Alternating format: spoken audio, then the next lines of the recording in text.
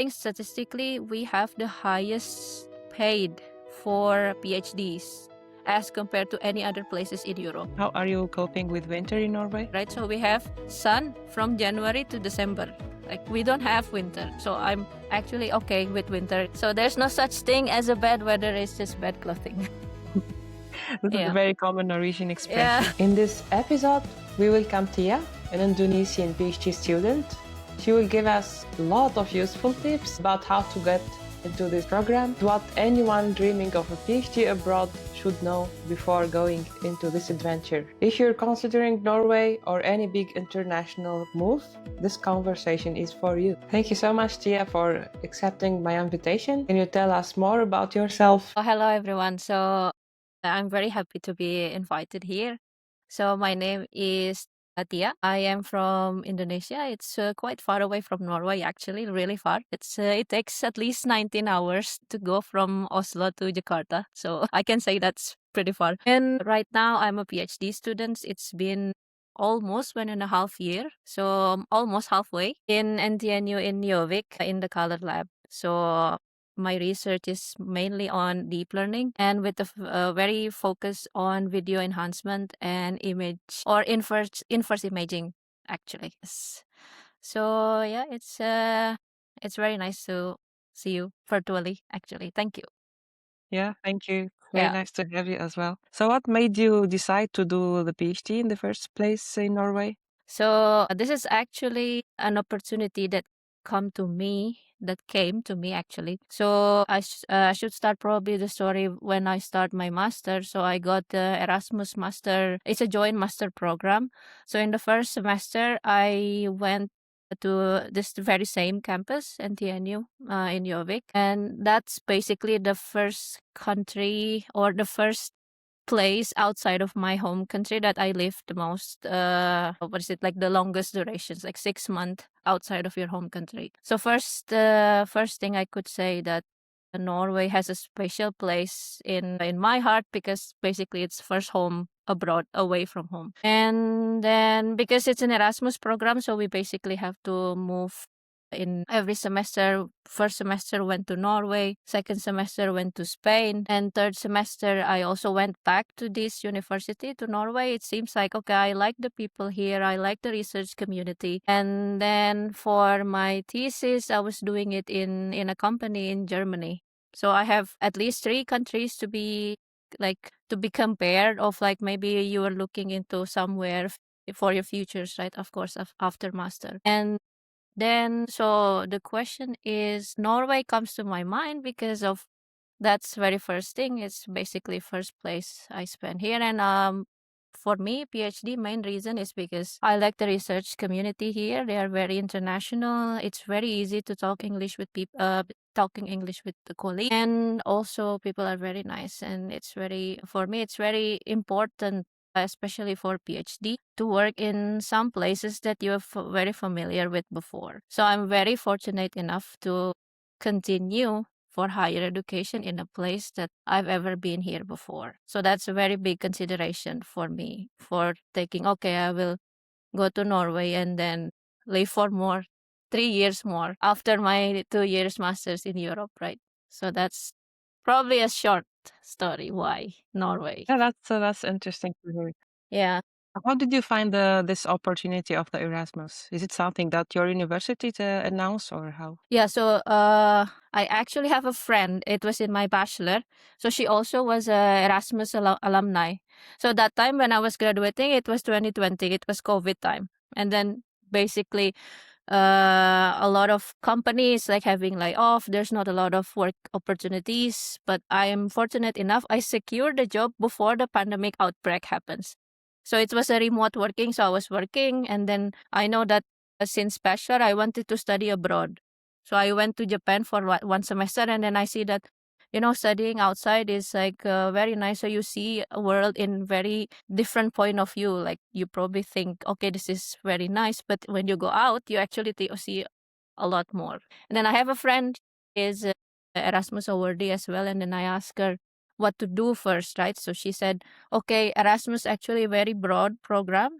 So there's a lot of like discipline, like it's a multidisciplinary. You went to multiple universities in Europe, and there are many programs, many subjects and disciplines. And then she said, okay, look at this catalog and then find some programs that you think is relevant for you. So my background, because I was working as a machine learning engineer before, right? So I'm looking for a program that is related to computer vision, deep learning, imaging, and stuff, because I like computer vision. So machine learning is very broad, but I like to work with vision. And then I found this program, COSI program. It was a former Erasmus COSI program, and then applied. So she helped me a lot through the process of tailoring my motivation letter, tailoring CVs and everything. And basically what is very important that she said that, okay, this is what is every program, especially Erasmus, looking for, because Erasmus looking for student outside of EU to have experience or studying, okay, different cultures of studying inside European Union, and then these values that you have to,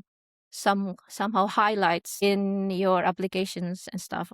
Of course, also with your goals and what you have been working before. So I would say, so she helped me. So it's not from my university. So I know that from my friend actually. And is it accessible to everybody in Indonesia? Yeah. So I think they have like this kind of like scholarship fair or career fair. Sometimes there are Erasmus alumni who was like coming to that event and then just telling about Erasmus programs and everything. And plus, my Instagram is like open. If there's like some of my junior wanted to ask about stuff, just send me a Yeah, so message we will and then put the link yes. together with the episode. So if someone wants to ask it. Yes. I'm very open. So Erasmus actually unlocked the opportunities to get the PhD here in Norway. And I would say if I didn't go for a master abroad, I might have a very small chance to get a PhD here, especially in Norway. So that helps a lot actually, having a degree from a European university. And how about funding? Do they fund these programs So of for Erasmus or for PhD, so for Erasmus? oh, Erasmus, if you are selected to get the scholarship, then you will get the full scholarship. You have a so they have a new scheme, I think, right now. So you will get like a month with a certain amount of euros for stipend. But back then it was less. Every month we have less, but they have also settlement costs and a lot of other like travel allowance as well. But that's based on how far are you from EU. So the furthest you are from EU, the more travel allowance you will get basically. But of course, in Erasmus program, if you didn't get the scholarship, you can also attend here with self-funded as well. And actually, it's very good opportunities because in 2 years you see at least 3 or 4 countries, and then now you know in this part of Europe what is the research look like or career look like, and then you can decide. Yeah. Did you find like the funding that they gave you was enough to live in Norway? Well, okay, so in Gjøvik, in Norway, basically, it's not that is expensive if you go for like student housing because it's basically subsidized. You don't have to pay for electricity on your own. They do have like flat rate electricity because in winter it's probably crazy expensive because we need heatings throughout the day. And I did say that I can save like a bit of money. Plus, it's the thing is we're not spending the whole 2 years in Norway for master. So when I move to cheaper country, for example, in Spain, rent is more cheaper, food is more cheaper, transportation. I save some money because I know I will be going back to Norway, which is more expensive. I would say I still can have like some small money, and the new funding scheme are actually more bigger than the scheme that I was in before as well. So I think it's enough. It depends on your lifestyle actually. If you go out every other day and then you eat in restaurant every day, then I'm 100% it's not enough. And Yeah. also, I think it depends on the city. For example, in Oslo, like renting would be at least 1,000 euro, Yeah. at least. Exactly. Yeah. But in Gjøvik, it's a little bit cheaper. Sometimes even if we try to save money, it's not enough because of renting cost. Yeah. During master, good thing we can have access to student housing, which is like 300, 400 euros actually. So if a month we have 1,000 and then probably 40% or 50% goes to rent, and then everything else, yeah, I think it's manageable. But you have to cook, yeah.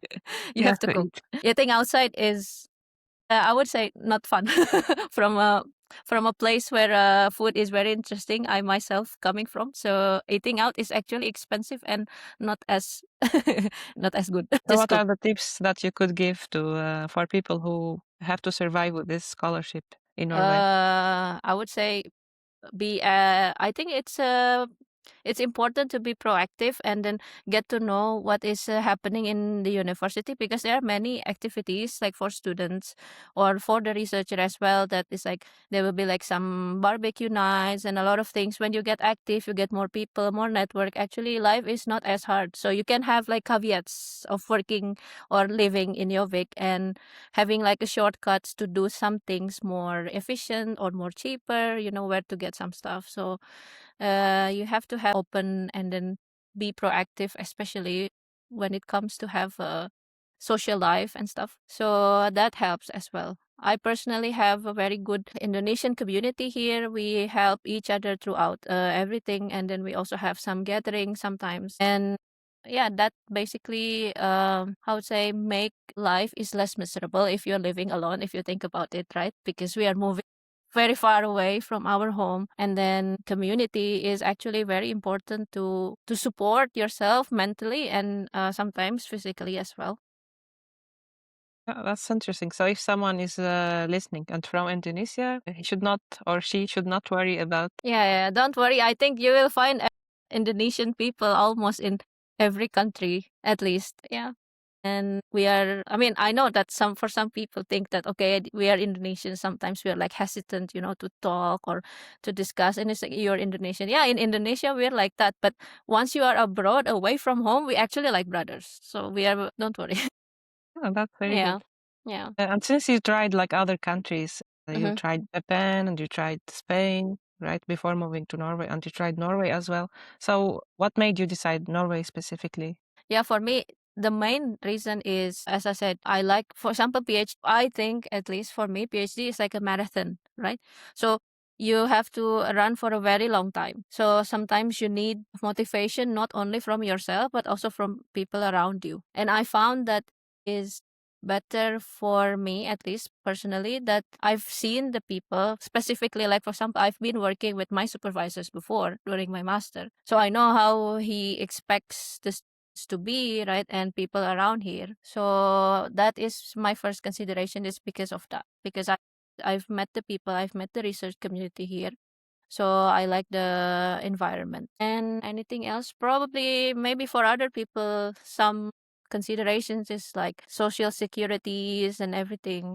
So, but I personally like to let it flow. So I have these over on my table, and then okay, I will see. Like I always decide if, for example, if an opportunity comes to me and it supports my what to say my goal in the future. For example, I have couple of experience with machine learning. I want to build that up, so it's not like a diverging path. So I will just take it, and then because 3 years is actually a long time, right? It's a dedication actually. Like as long as it's builds up to my like specialties and not diverging to it, it's actually very good opportunities. And everything else around it, then it's I will decide like future on. Like right now, I'm just thinking of in the 3 years where we get this degree and done. And then after 3 years, then we will see.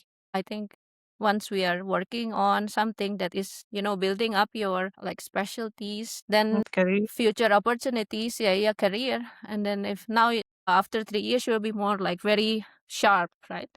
And then afterwards, it will be easy, hopefully for us, because we have very specific and very very experienced in the field as well. So that is probably everybody's reason on doing PhD. Otherwise, go to industry as well. It's also 3 years working in industry also is a big growth as well, So you like you chose Norway because basically of the because people. of your career path, right? And also because of the research community. Because right now I'm only thinking about PhD, 3 years, what will support me to get a degree, right? I just choose that. Everything else probably like it's very cold here. Yeah, I can bear the cold, right? So that happens after. So I'm thinking right now, what is the best to support for me to completing this degree, right? I need resources, which is very, I would say they are very generous as compared to resources that's probably given to any PhDs in Indonesia, like salaries. equipments, right? So, and helps and everything, support to conferences, like to publishing something. You don't have to think about that. So you very much focus on your research, and then the people around it, right? Because you also have to have a very good colleague and then very good supervisors. Then everything becomes okay. It's actually very good place to get the degree out. Yes. So in Norway, we should clarify that for PhD, we are not students. Yes. We are employees and we get salary. And Correct. we pay tax also as any employee. Yeah, that is probably another reason why is it very good to get a PhD, not only in Norway, in general, in Scandinavian area. I think statistically we have the highest paid for PhDs as compared to any other places in Europe. Obviously, like a living cost is expensive here, but I think the ratio on how much you earn and how much you can save is much more higher here. So that is also one consideration. Okay, maybe actually a good place to get a PhD. Yes. Yes, I agree. In Europe, but of course, if you go to the US, maybe it's also a different story. Yeah. So as far as you can tell, you didn't find any issue with winter. How are you coping with winter in Norway? Just wear a proper layers, proper outfit. So there's no such thing as a bad weather. It's just bad clothing. This is a Yeah. very common Norwegian Yeah, expression. yeah. It's I mean, it's a hassle. Of course, it's sometimes it gets slippery, sometimes very cold. Then invest in a good winter equipment, then you don't have to buy a lot of things. So it's only 4 months. It's not the whole year round, because summer in Norway is extremely beautiful, I would say. Because Yes, I think I'm coming from Indonesia, right? So we have sun from January to December. Like we don't have winter. So I'm actually okay with winter. It's like some new experiences, right? For first 2 years, like after 3 years, you get snow, slippery, right? The hassle wearing thick clothes. But in reward to that, the summer here is actually very nice, because I don't like very warm weather. Like anything above 30 degrees, I get sweaty and not very comfortable. But summer in Norway, it's like peaceful.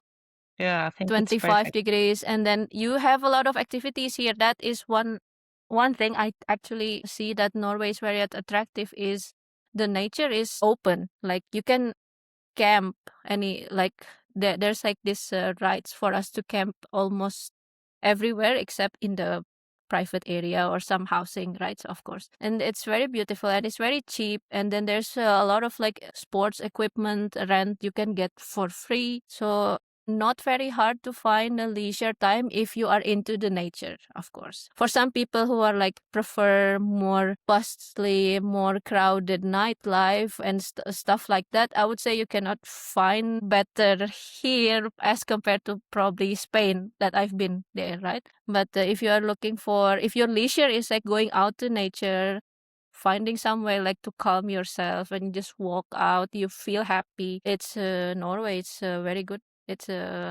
number one, I think. Yeah, I think I agree. How about winter activity? You can if you do ski, you can go ski every day, of maybe cross country. A lot of things you can do. Even when you don't ski or like ice skating, like for me, okay, I'm talking too much right now. So when I was kid, my parents used to take me to ice skating ring. It was like we have like malls, and then like on the fourth floor is just they have like this ice skating ring, and it was very expensive to go there, right? So we go like every school holidays, like 2 times in a year, for example, right? So whenever we go ice skating, it's like something wow, very fun. And now here I'm in Yovik, it's like in winter I can ski, I can ice skating like anytime. I just rent the free like skating shoes from Bua, and then just go and skate all the time like for free. So that's like okay. So I'm very happy. Yeah, so we will put also the link for Boa Yeah, so that people yeah. can find the It's not closest only for water. winter, yes. In Yeah, Boa summer, is for yeah, in summer you can rent like a tent. Basically they have everything. So very easy to, if you're into nature, it's very supported here. So did you learn how to skate in Indonesia already? Yeah, yeah, yeah. Yeah, so that's good Yeah, for you. yeah. That's also a good thing that if you like, for example, if you want to learn to ski, For me personally, it's a little bit of like transfer learning from ski to from ice skating to ski. But of course, people here are very the research community. There are some people who are like helping me to teach ski because ski tutor is expensive, right? So a lot of my friends said, okay, I can teach you how, I can teach you this, and that is also very nice, very, it's not only like a PhD, it's not only PhD, it's also everything around it, right, as well. Yeah. So how do can people learn how to ski if they want to? You have to, so some people see some videos, but I usually just jump on the ski and figure like, okay, I will figure it out, right? But it's always better to, okay, watch some videos, like learn some techniques, or also go, if you're doing it for the first time, just go with someone who have been skiing before, in case there's like some emergency, like you cannot stop or you cannot balance or something, they can be around with you. So it's if you're doing it for the first time, do not do it alone, even when you are in the ski resort, because you need help, I would say. I've been ice skating, but it's very different. And then, so just in this kind of activities and sports, especially in winter, just it's no joke. So although it's like very easy, everybody seem like the kids here doing it like very easily, but that doesn't mean it's safe. Like no risks. There's a lot of risks. So just be prepared, wear a proper clothing, and follow the instructions, and that's it. Should be fine. Don't Yeah, worry. when we see kids skiing or skating, we think it's very easy, It's not. but it's definitely not. Don't just, yeah. Yeah, I mean, I had an injury last year in bunny slope. Bunny slope is like for kids. Imagine. So there's like like there's different color for different difficulties, like from green all the way to black and diamond. That is the most difficult. And before green, there's like bunny, which is for this like babies or whoever just started learning ski, how to learn. So yeah, it happens, but it was fun. Yeah. Yeah, we're happy that you're okay now. Yeah, going back again to ski. That's Yeah, inspiring. yeah. So how about language? Did you find any language barrier in Norway? Is it mandatory to learn language? No, no, there's no requirements for us to learn Norwegians, but everybody here speak English. Sometimes they speak better English than me, even for like very old people that when you are hiking or like when you're just wandering around in the forest and then you met some random very old couples, they are very surprisingly, it's like because people have like this stereotype that Nordics people are cold, they're like they don't like to interact, they don't talk. They're actually very friendly. So I was like, that is actually misinterpretations, and they speak very good English. So everybody here is very. It's not difficult to speak English, but of course, if you learn Norwegian, it will be better because you feel like the locals feel like we are also learning the cultures and their languages as well. Yeah. So it's not mandatory, but it's a nice thing to have. I think they see the kind of respect when you speak their language because Yes. they see that you're making effort to be one of them. Yeah, exactly. Yes. Although it's I mean, they are not expecting you to speak Norwegian. Like I can have a comparison. For example, in Spain, most of like shopkeepers, they don't speak English, right? So whenever you're trying to speak English, sometimes they will just reply in Spanish but they are trying, they're trying to understand in English, but they cannot respond in Spanish. And in Germany, I would say if you speak German, it will be easier for you to communicate as well because a lot of the people I met, even in the office as well, although it's an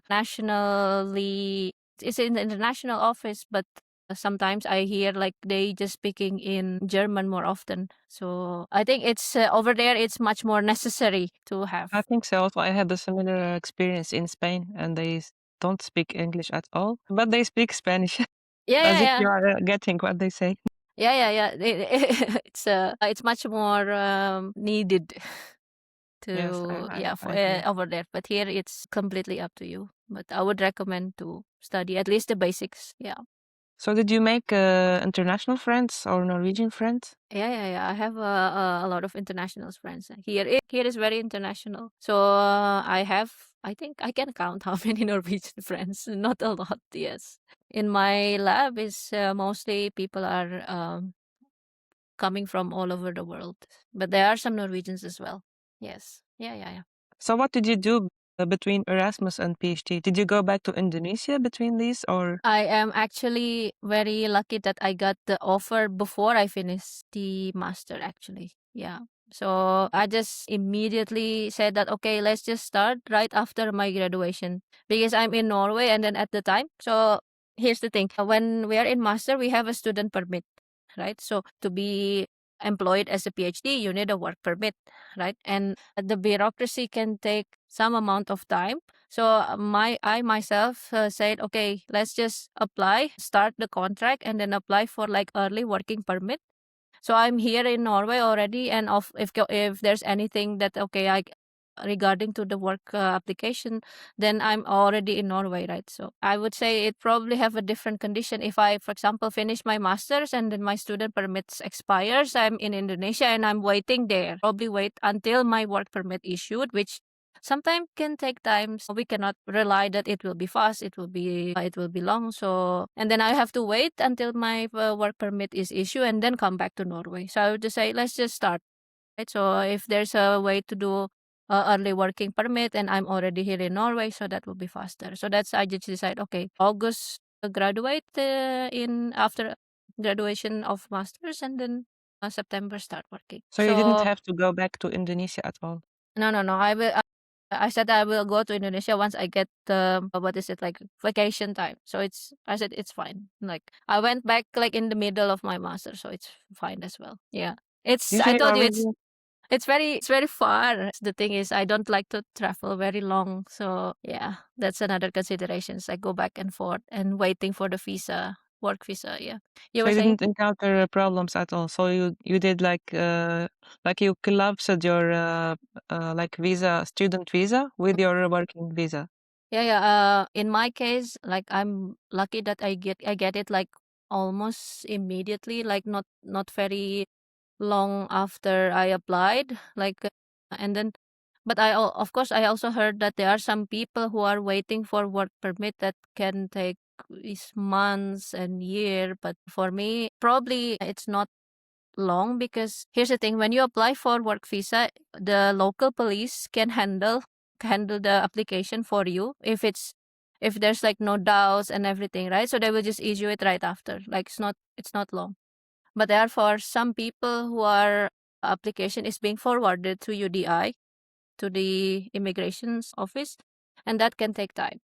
But for in my case, I got it very, very fast. So that means, okay, that means my decision was actually correct. I just need to start working because there are a lot of cases that, I mean, right now, immigration's rules is getting more and more stricter, right? So I'm thinking if I postpone it, okay, I want to, after master, it's very stressful. I want to go home first and then come back maybe 6 months after my gap. So I don't know. It's like in the future it can be much more difficult. So once I get the opportunity, let's just get it done because right now it's probably easier. I think it's never getting any easier nor like it's always being very strict, like more and more and more and strict, especially nowadays. You probably know and everybody probably know that immigrations and the view to the international workers are now it's very strict, more and more stricter. So once you get the opportunity, get the bureaucracy, like just do everything as soon as So possible. Yeah. do you have tips for Indonesian that want to move to Norway? For let's just like I'm speaking as a PhD, right? So if they are thinking to get the PhD in Norway, first if you have a local master, check that because many of the university requires a certain amount of credits in your masters, like this amount of credits, and then you can apply for a PhD in Norway. Check that first because I've seen some of friends Indonesians, they have their own master from different countries or even in Indonesia, but they don't do like a lot of courses. They probably do research and then they get a master degree, right? Or maybe they take some 30 credits and something.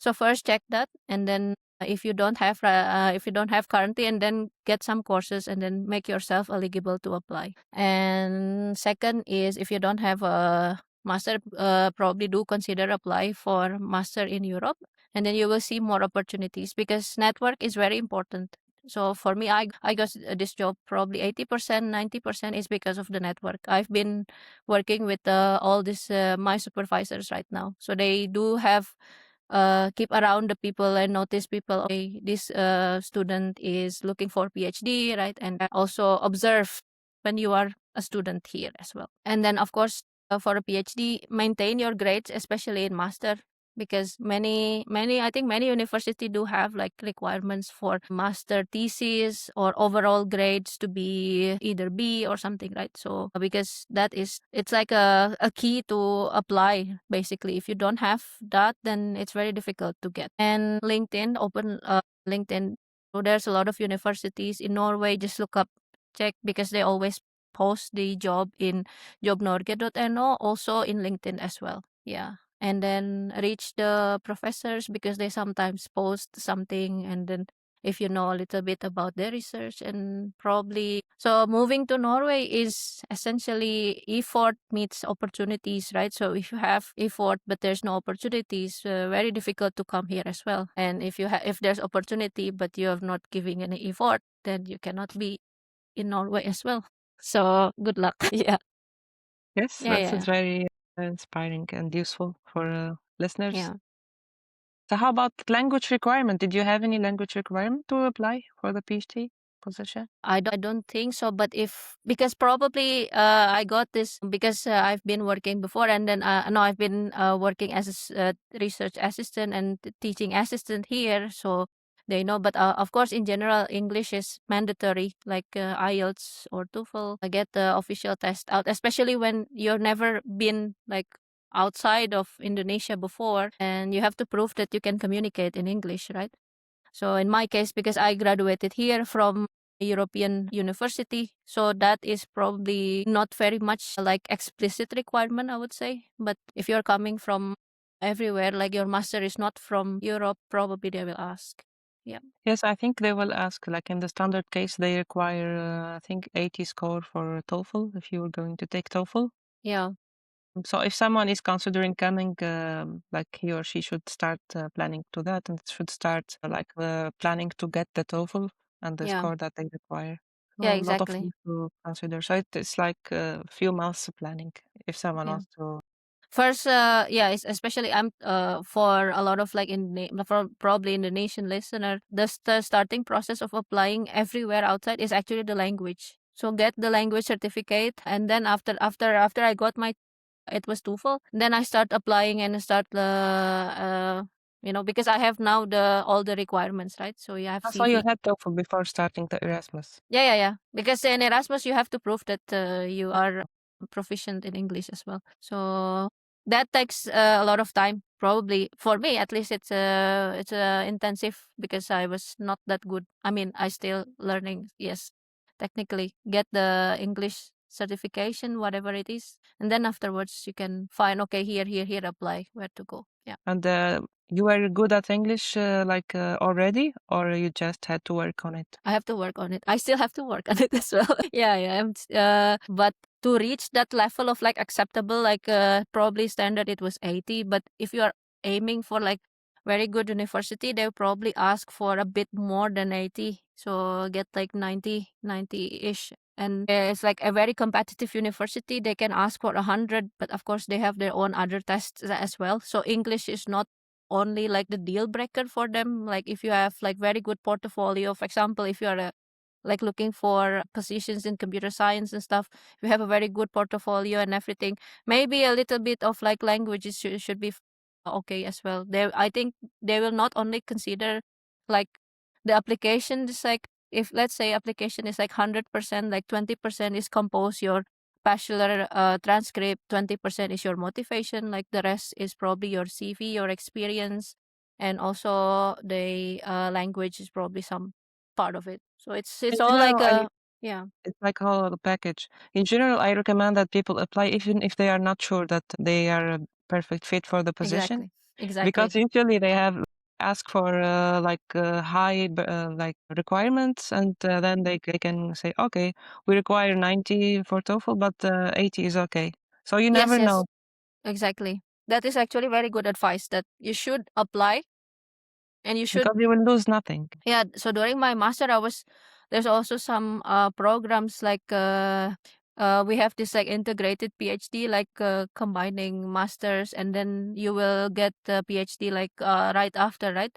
So I also apply to a lot of like positions, like approaching to a lot of my professors in the program, right? So I have to show the interests, right? Okay, I'm interested to, to apply for PhD. Okay, in the first place I didn't get it, but now they see, okay, you are interested, like you have shown your interest, and then the remaining part would be, okay, now you just complete the master and then get the appropriate or enough grade for applies, because it's a requirement, right? So if you have the requirement, and then in the future the professor will probably consider you, right? So if you never apply, then you will never be exposed to any opportunities, right? So maybe same case like for applying jobs as well. When you didn't get it in the first place, maybe they will consider it for the futures, right? So maybe right now probably the path is didn't cross right now, maybe in the future they'll probably consider you as well. So you still have to show intent and efforts as well, right? Maybe you didn't get opportunity right now, but in the future you will get the opportunities. See, back to opportunity and efforts. Yeah, exactly. I Yeah. even know someone who wanted to join, like to have internship at Apple, and he wasn't accepted for the internship. But then they reached him out to call him for a permanent position. Not even. Okay, yeah, see. So I You'll got never into know. this. Yeah, nobody will know if you are interested on a PhD or something unless you apply and unless you try and unless you approach. So you have to be proactive on that side, that you have to be exposed as well to the opportunity, right? So you have to try. Don't worry, just try. It's like it's free. It's like nothing to lose. You will not get any disadvantage by applying to many places. Yes. Yes, nice. So do you see yourself living in Jobbik forever? We will see, but first I will have to complete my PhD, and then after 3 years I can get my PR, and then we will see. I'm not. So I told you, it's like right now I'm focusing on get this PhD done, and then afterwards we will see what else in the table. If there's opportunity here, then I can apply for it. If it's relevant to what I'm looking for as well for my future career prospects. And yeah, so we will see. I couldn't say, okay, yes, of course, absolutely. Yes. Yes, I like your mindset. Just focus on now, and then we will see later. Yeah, because when you dedicate your time focusing and putting 100% effort, and then opportunities will always come. So that's what I believe. So if I'm right now, it's my responsibility to complete this. So just focus on that, and afterwards we can think about it as well. It's nice. Wishing you good luck. Thank you. Thank you so much for sharing your experience so openly. And I'm sure that many listeners will feel less alone and more confident after hearing your story. Yeah, I hope so. I hope so. Yes, so I hope this episode opened new doors for listeners, new perspectives, and maybe planted a quiet seed of courage. I So agree. see you in the next episode. See you.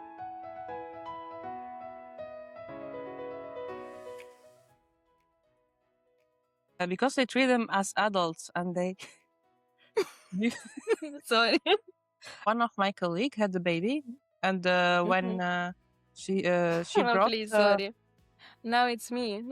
Yeah, I avoided Sorry. looking at you to... Yeah, don't look, don't look Sorry, at me then. it's my Try fault.